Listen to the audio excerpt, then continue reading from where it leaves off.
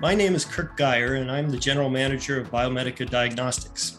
On behalf of the Biomedica team, it's my pleasure to welcome you to our series of scientific discussions with key opinion leaders in the field of thrombosis and hemostasis.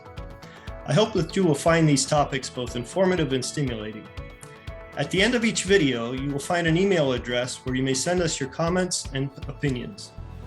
We would also appreciate your suggestions for future topics that may interest you. Now, on behalf of Biomedica, please enjoy.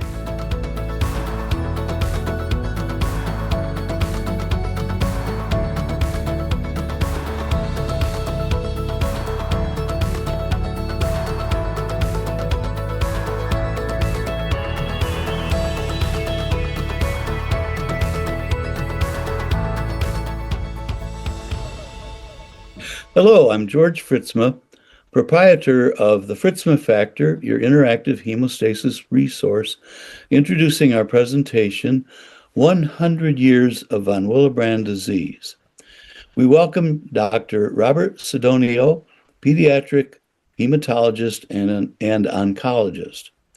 Dr. Sidonio is the medical director of the Clinical Research Office at the Aflac Cancer and Blood Disorders Center of Children's Healthcare of Atlanta, and is a professor of pediatrics at Emory University School of Medicine. Dr. Sidonio graduated from the medical school of the University of Alabama at Birmingham, completed his pediatric residency at the University of Louisville, and his clinical and research fellowship at the University of Pittsburgh. Dr. Sidonio's clinical interests are in the management of pediatric hemophilia patients with inhibitors, women and girls with bleeding disorders, and in patients with von Willebrand disease. This is our conversation number 2, and in this conversation, we will be talking about the von Willebrand disease subgroups and the labs. Just to begin with, Dr. Sidonio, how does von Willebrand factor stop bleeding? It's a great question. So there's a couple of ways that it does this, and so it's really important for platelet adhesion. So when there's damage to the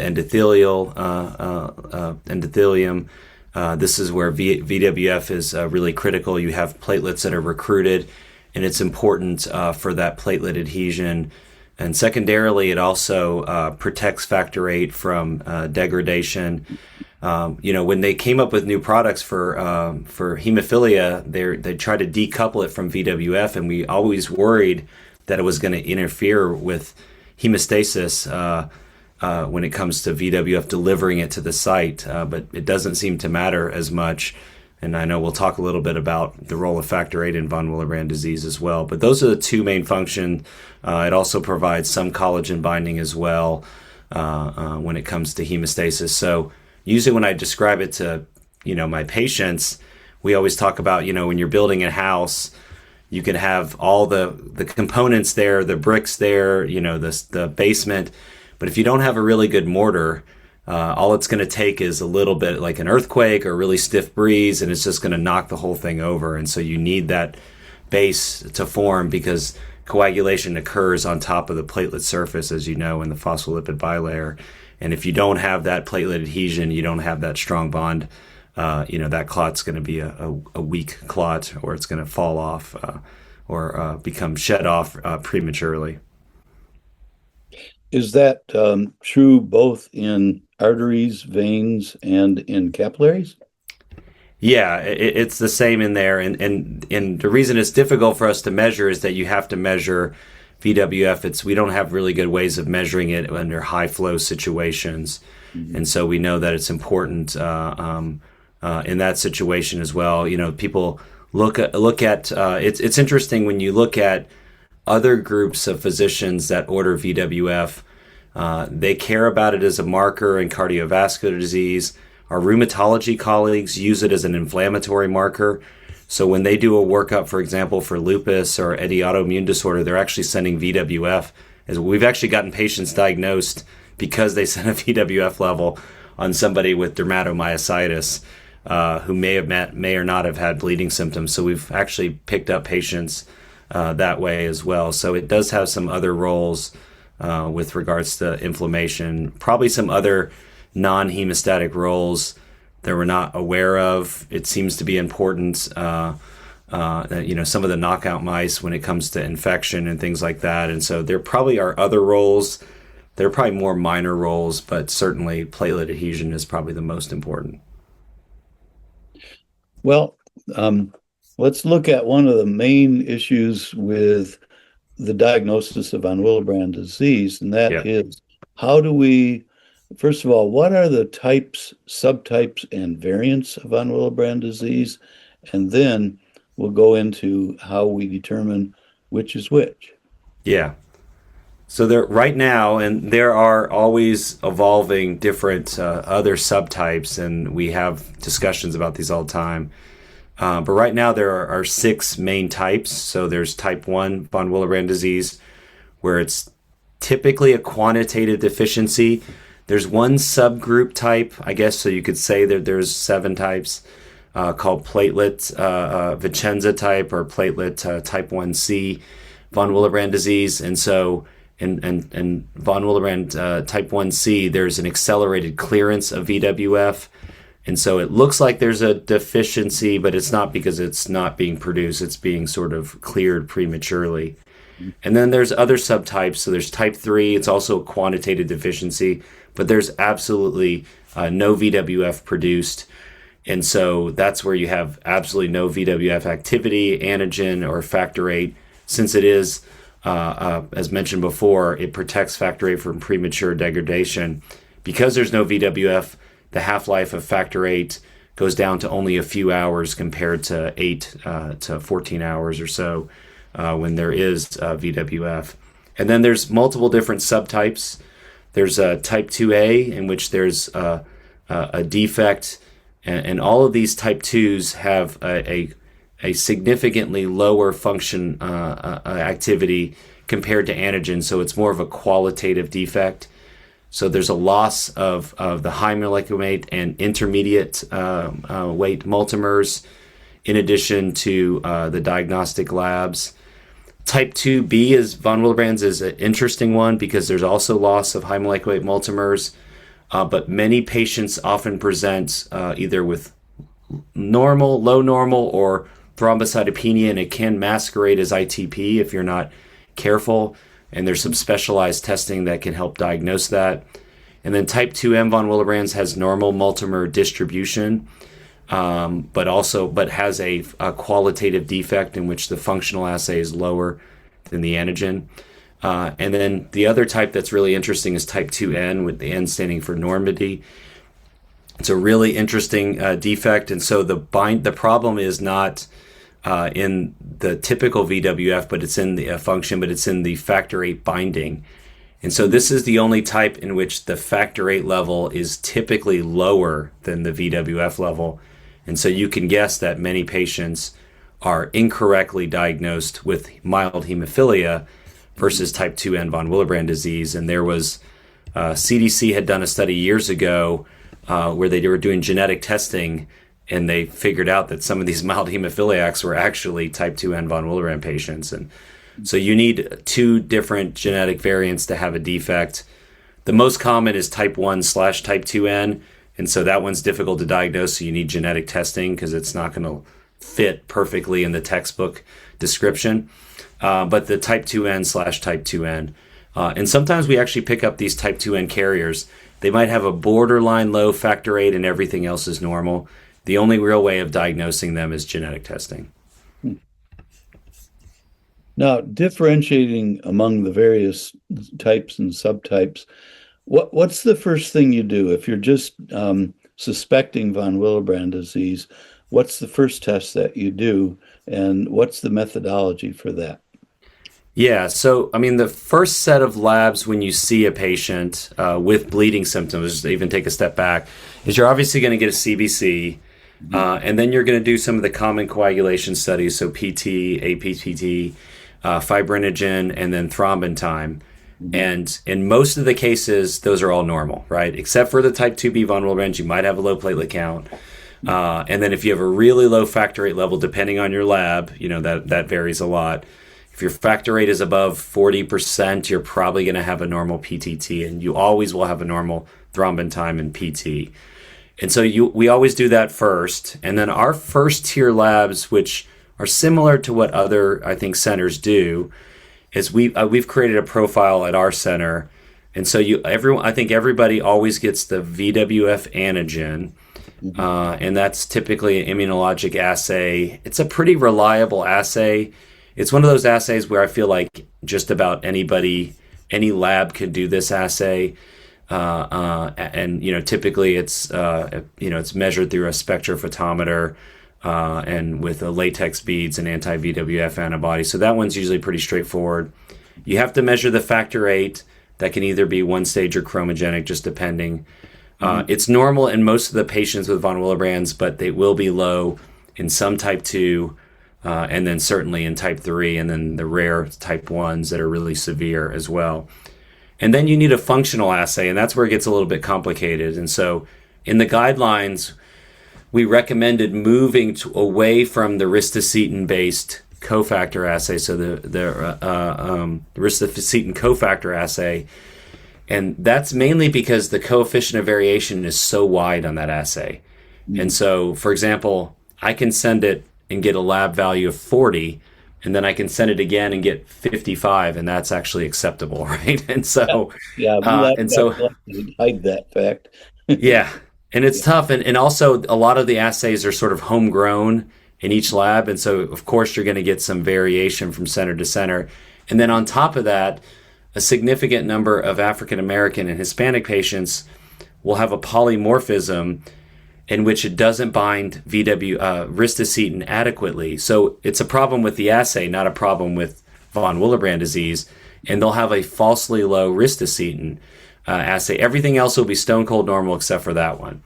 So mostly in the U.S., we've moved away from that, not everywhere. But most of the large centers have moved to the GP1BM activity assay, and that one is a non-ristocetin based assay, and it has this latex bead, and it has a gain of function mutation. And so, as many of your listeners know, that you can't put VWF, and you can't expect to measure it without inducing it. It just doesn't measure in static conditions. So that's when they discovered that ristocetin could be used. This one uses a gain of function mutation, so it'll bind spontaneous to it, similar to type 2B von Willebrand disease. And so that's the typical functional assay. We also recommend sending the collagen binding assay. There are a number of patients that have just a low collagen binding. I think we have 3 or 4 patients. That's the only assay in which is low. And if we didn't do that assay, we would have just said, you don't have von Willebrand's, see you later. And so I think that's an important assay. It's also helpful because we don't always do the multimer analysis. If anybody's ever done multimer analysis, it's a pain in the butt. It's very laborious. I don't think anybody enjoys doing it. And so the collagen binding, if you have a normal collagen binding, your multimer distribution is likely normal. And so we usually send that up front. So factor rate, VWF functional assay, VWF antigen, collagen binding, and then we do additional testing later. We always keep a safe specimen because children don't like to be stuck. Yeah, I know it's hard to believe. So adults probably don't like it either. And so that way if I get a positive result where it's deficient, I can send some of those other assays off that have been frozen. Okay.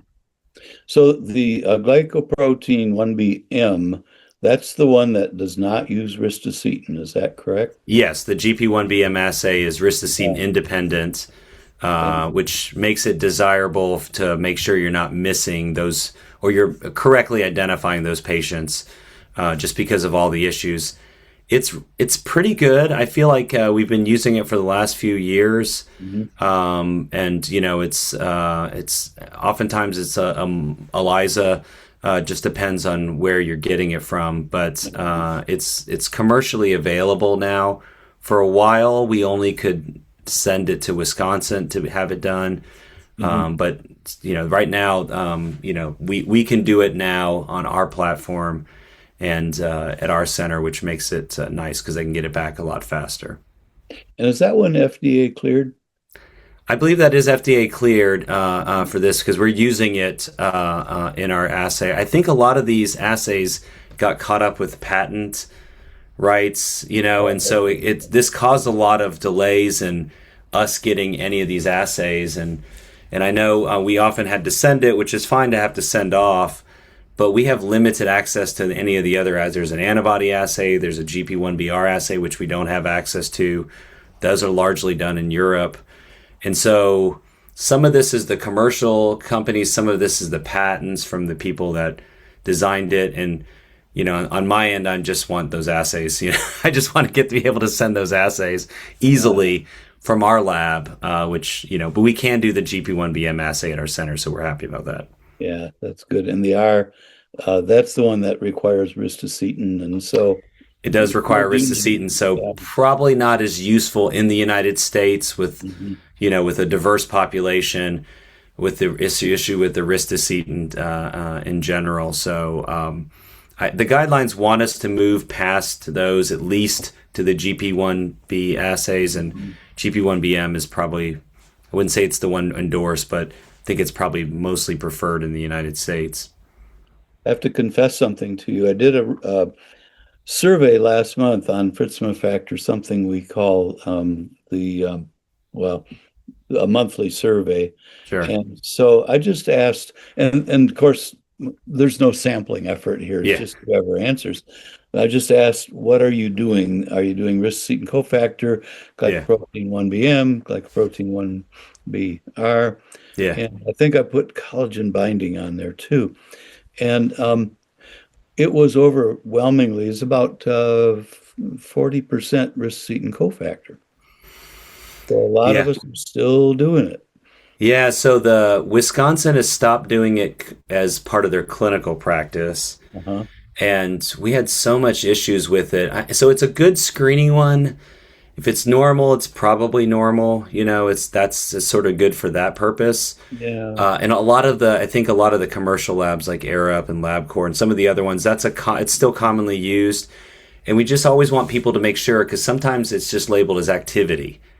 And so that's fine for the general public, but for hematologists, we need to know which assay they sent. So. Yeah, that actually, it's interesting because Dr. Manuel Favaloro follows the Fritzma factor. Anything I post in the evening, it's morning where he is. And so I get a response right away. And he even before I totaled the results at the end of April, he wrote, well, people should be doing the glycoprotein 1BM. What are we even talking about here? Yeah. So, and I appreciate him doing that, because that's really, it's great. And he wrote that nice paper on the 100 years of von Willebrand, so it's like fresh on his mind, where he's like, this is the way. I think that we're all headed that way. Yeah. It's just difficult. When we talk about research, I talk to my Irish colleagues, and I think about, like, how do they get so much research done? Well, all the labs go to Dublin, right?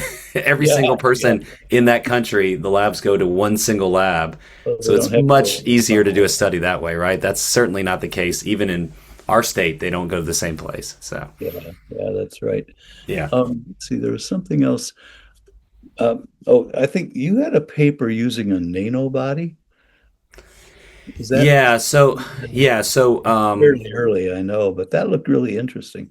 Yeah, and still undergoing some evaluation. So Renhao Lee is the lead scientist on this, and he was trying to come up with a way to identify von Willebrand disease, maybe in a simpler sort of ELISA format, using these nanobodies. And we're still trying to figure out which candidate works better. What's interesting is that some of them work better at discriminating between yes and no, they don't have von Willebrands, and some are better on the lower end. So I have a feeling it'll be one of these things where we can, and we still are working on publishing some of this data, where we took patients that we have, standard von Willebrand labs, and then we perform the nanobody testing. And so we were trying to figure out what to call it. And one of the things we didn't want to call it is GP1BN, because it sounds way too close to GP1BM. Oh, yeah. So, you couldn't say it over the phone. Yeah, we don't want to do that. And so, yeah, so he's been actively working on this, and so we should hopefully have a paper later this year on, sort of validating this assay and trying to figure out how this assay could work. So, yeah, he's done a lot of good work in VWF. I'm excited that you're using the collagen binding. That test has been around for years and years, and not many people have adopted it. I think mostly because the the solid phase antigen was somewhat variable. Yeah, and I think the other thing is like which collagen are you evaluating, right? Yeah. And so that's the other thing, and we don't know exactly what how useful it is, and but I think it's really found its place, and the way that Wisconsin uses it in their algorithm, adversity, is that if you have a normal collagen binding, your multimer, there's no reason to waste your time doing multimer analysis. It's going to be normal. And so I think it's saved, I think, lab time with regards to that, and only focus on those that have low collagen binding, where the multimer analysis will be helpful. So I think fewer and fewer people are doing a lot of multimer work. Yeah. Yeah. Let's see, there's a couple of other things that popped up in my mind. For the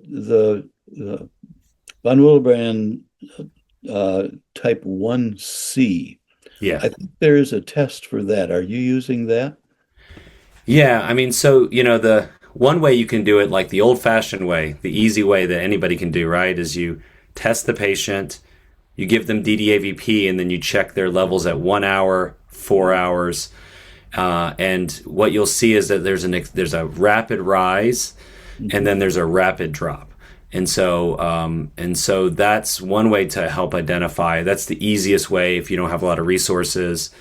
We don't have intranasal DDAVP. There's a pharmacy that does compound it, but it's not widely available in the U.S. like it used to be when CSL and Ferring produced it. But yeah, you can do a propeptide. You can measure that to see whether there's an accelerated clearance from the mature protein, and see if there's a discrepancy and help identifying this.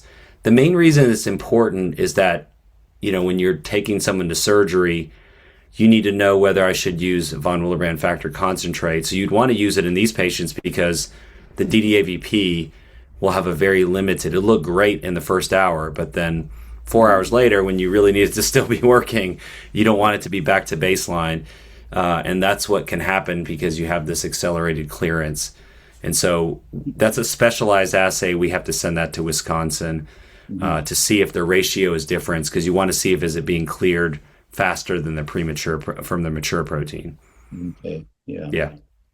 And the ratio between the functional and the quantitative assay is set now at, is it 0.7? Yeah, we keep changing it, right? So yeah, I know. It keeps changing it. So yes, it used to be 0.6. There was a lot of discussion about trying to ensure we weren't missing any patients, so we thought it'd be better to include more patients.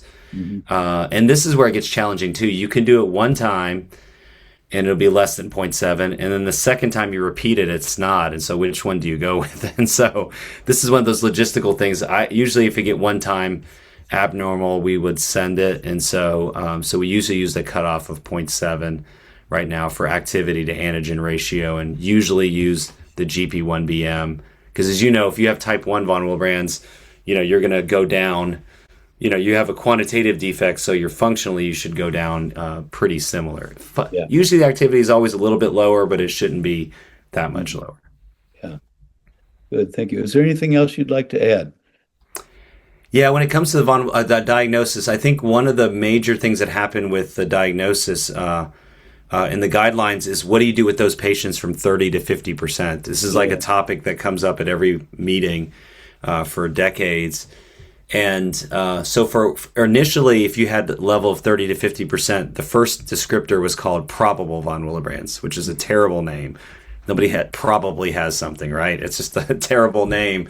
And so what you can imagine is very difficult to tell patients that they probably have von Willebrands, and it's really mild and don't worry about it. And so over time, we evolved it to low VWF because it was seen as more of a risk factor than an actual disease. And we know those patients, a lot of them they'll normalize as they get older. If I see a 7-year-old and they have a level of 45, by the time they're adults, they're certainly going to be normal. And they may not need to be seen by a hematologist, but if they bleed, they certainly do.